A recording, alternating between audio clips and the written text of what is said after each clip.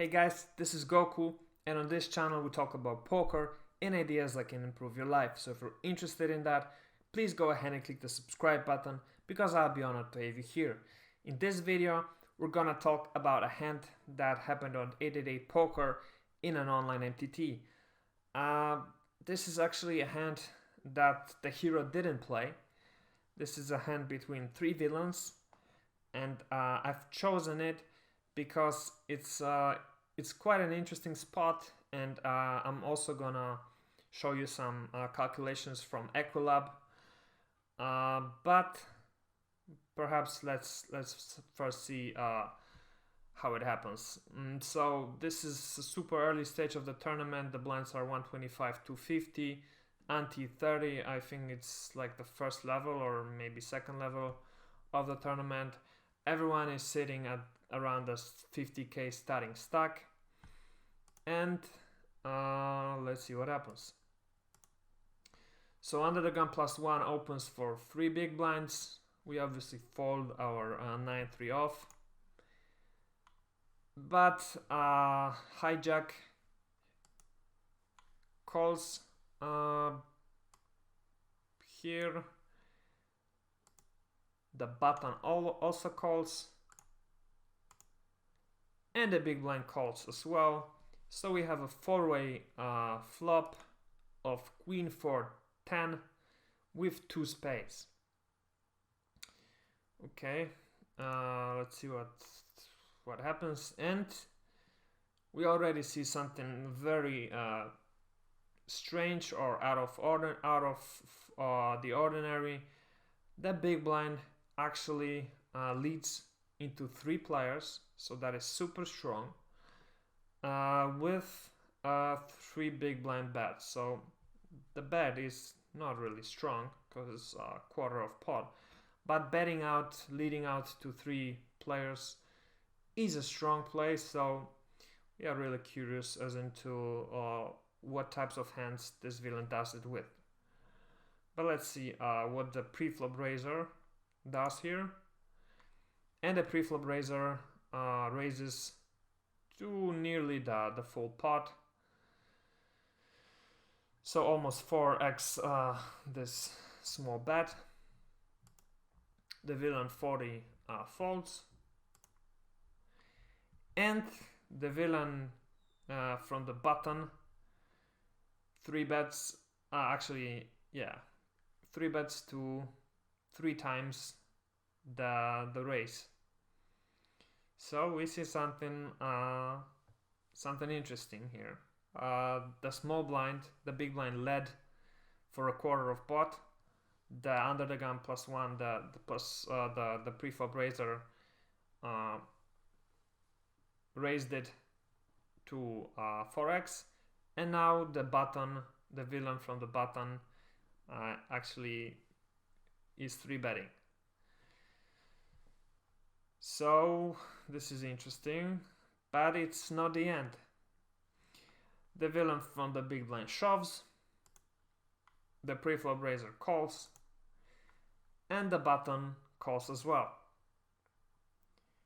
So you can think of what types of hands these players have here based on this action, and we will see it in a moment.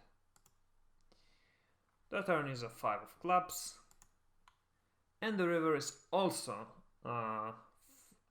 another 5. So no draws complete here, not the straight draw, not the flush draw. And let's see what the villains actually have. So the button has 9 jack of clubs, so a straight flush draw, open-ended. The villain from the big blind who led out on the flop has king queen, so top pair with the second best kicker. And the preflop raiser actually has kings. Yeah. So this is an interesting hand because let's back up a little. The villain from the big blind leads out for a quarter of pot with king queen here. Is that a good play? No, that's not a good play.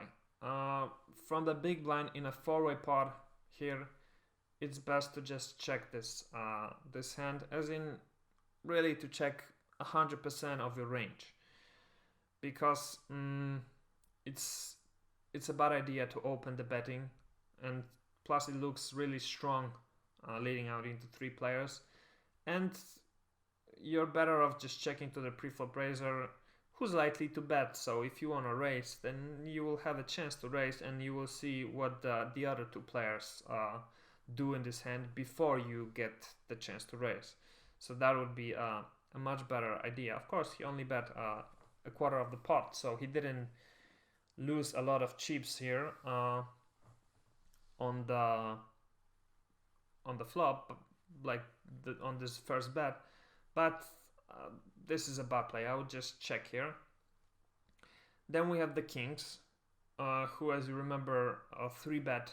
I mean, who raised this this guy's bet to almost the pot, so like 3x. That is fine. Of course, I'll probably, if you see this, I'll probably even raise on the bigger side, because you know this is just a quarter of pot bet, and you've got a four-way pot with kings and a super draw heavy board. So with kings, I would probably raise here to like 5k or 4.5k, something like that. But it's fine. Him raising to 2900. This raise from the straight flush draw, well, given the action and this big blind opening, I would also not really like to raise here. If we're just playing, you know, if he checks and this villain bets, then for sure you can raise here with your straight flush draw. You can also just call. But given this action, I'm not so sure 3-betting here is a good idea, because this will often make this pot all in. And are you really so happy putting it all in here with just the straight flush draw? I wouldn't be. But yeah, this guy 3-bets, and now this guy goes all in with just king queen suited. So top pair with second best kicker and the backdoor flush draw. This is really weak. I would actually like to see a fold here, because there's no way you're ahead of these guys' ranges. At least one of them has you crushed already, probably. And yeah, the likelihood of both of them just having draws is slim. And plus you can be behind, you know, already to ace queen, and both of them could have ace queens, so I wouldn't really do anything here other than fold in this villain's shoes. But he goes all in. And now with kings, what do we do here with kings? Well, this is actually the interesting thing, and this is why I pull out Equilab. And what I did here is I entered both these guys' ranges, and I entered you know, a likely range for the buttons. What types of hands he's 3-betting here with to 888. So I put in that he's doing it with pocket tens, pocket fours, ace queen suited, ace queen off, queen 10, and flush draws. So, you know, he doesn't have queens here. I didn't put queens here in his range because I think he would have 3-bet them here, because pre-flop, you know, because if we look at the action pre-flop, there was just an open, a call, and with queens he's surely 3-betting here, so he doesn't have queens here. But you know, he's got pocket fours, pocket tens, queen 10, and all the straight and all the flush draws. And I also included a king jack suited flush draw, straight draw, and all the flush draws, ace high, of course. So quite conservative maybe range, but we know this player quite well, so I mean, we know him a little bit, so I think it's reasonable to assume this type of range for him. And on the big blind, I put in the same range for the villain, but I also included hands like queen 4 and 4-10, because he surely can have them on the big blind, just completing to a 4-way pot. He could have them both off-suited and suited. So if you put in these ranges for those guys, and we put in the flop, which is queen 4 10, and we calculate the equity, we are actually we have 26.39% on the of equity. Let's see what the we won't actually see the odds, but yeah, but we've got odds of something like 33%, because yeah, these are quite similar bets. It's almost the same, so we're putting in 50k to win a pot of 150k, right? So that's why I was thinking, is this a call with kings here? And it seems like it's not a call here, because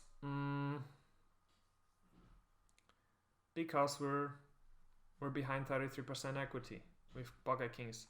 Sure, we don't know this guy, so we might assume he might be some, you know, crazy player and doing that with not as strict of a range as we put in here. And maybe this villain actually, you know, considered that. But what about this guy? Do we think he's often playing? Yeah, we on the flop we don't know if he's calling the all-in here, but is he often 3-betting such action on the flop and not calling an all-in? Probably not, right? So this is actually a fault with the kings, it seems like, but it's close, I guess. If we think this villain is just, you know, bonkers a lot of the time, and this villain, well, might have some more hands, ideally, than these we listed out, then it makes more and more sense to call. But if we assume, you know, these types of ranges, we are actually quite behind with pocket kings here, and we should just fold them. But as we see, this actually turned out great for the guy with kings, because yeah, he had the draw and he had just the top pair. So pocket kings won here and tripled up, actually. So it's sometimes worth it to take a little gamble on at the beginning stages of the tournament. For sure, if it's a rebuy or a re-entry, then it makes sense to take a spot like that at the beginning. But EV tells us that with pocket kings we are quite behind here. We're getting close to the 33% equity. We need to break even, but still, we're behind. Yep. Thanks for watching. That will be it for this hand. Let me just remind you that the PLO course was just released. So if you guys want to take a look at it, please do so. The links will be in the description. This is a course for total beginners. So if you haven't played PLO before, or if you've only played a few hands and want to think about, better strategies or what strategies you should consider when playing PLO, then for sure check it out. This is a course for beginners that will allow you to use plays and use strategies that will make you a winner when playing with casual players. So something similar to my From Zero to Poker Hero course for Hold'em. So check it out if you're interested, and I will see you in the next one. Peace.